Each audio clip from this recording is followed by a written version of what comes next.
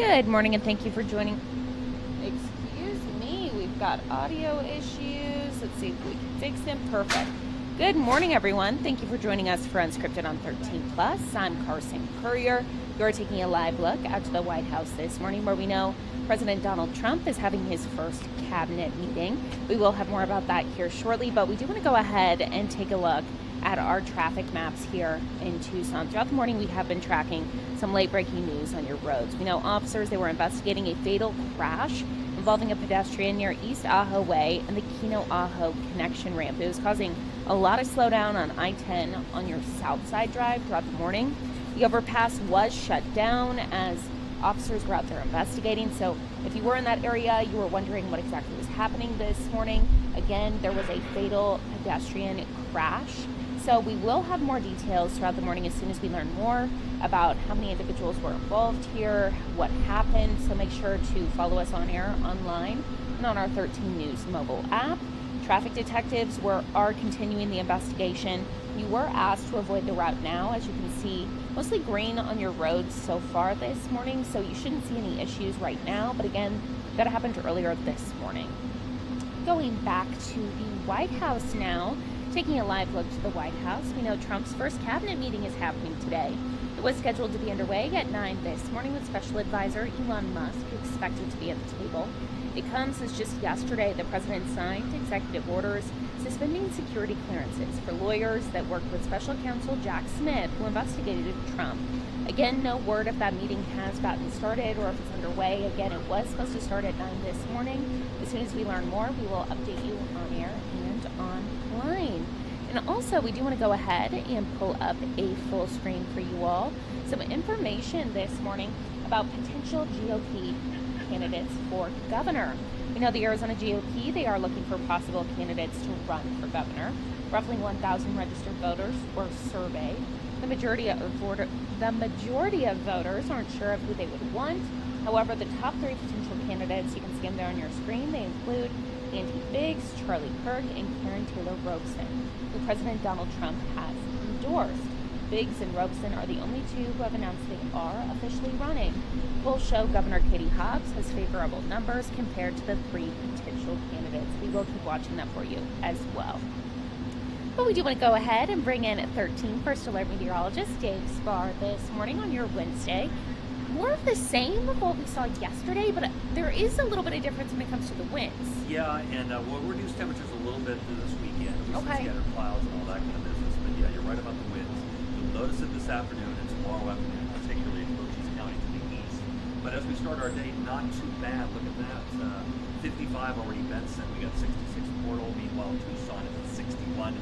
Morena is at 63. Let's go through this upper level pattern real quick here. You can see the tightening of the lines. Yeah, that's when it really is becoming most noticeable. Is that gone for everybody? Yeah. Hang on, we're getting it. Hang on. Okay, we're stopping in here about Wednesday at 9 a.m. Here's the general idea what it looks like the lines in place.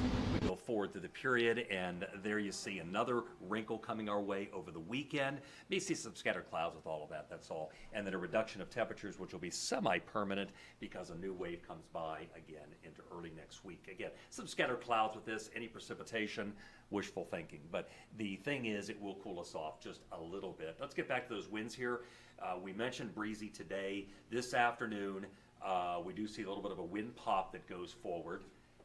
Being a little stubborn this morning. There we go. And you can see it during the afternoon hours to the east. Now, tomorrow afternoon, it's a little bit more pronounced. There you see in Cochise County, up to Graham County as well. Having said all this, the folks at the National Weather Service haven't issued anything for that. No wind advisory and no fire weather watch, but there is that elevated concern.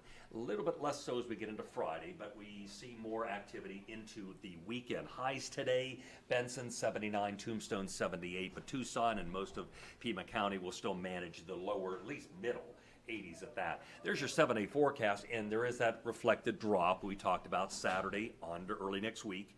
We got to say it again, that's above our averages, but we'll be watching more carefully those winds. They will be dry, and that's a little problematic here. So when we get into the very hot weather, we don't have so much problem with winds because of high pressure bills, but then it's just hot, very Yeah. hot.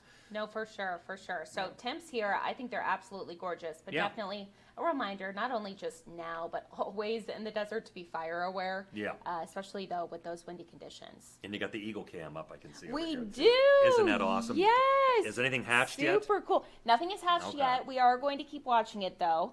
This is so exciting. So It they is. say it is supposed to hatch within the next 2 weeks. So San we will keep Bernardino watching. County up there at Big Bear. Yes. Yeah.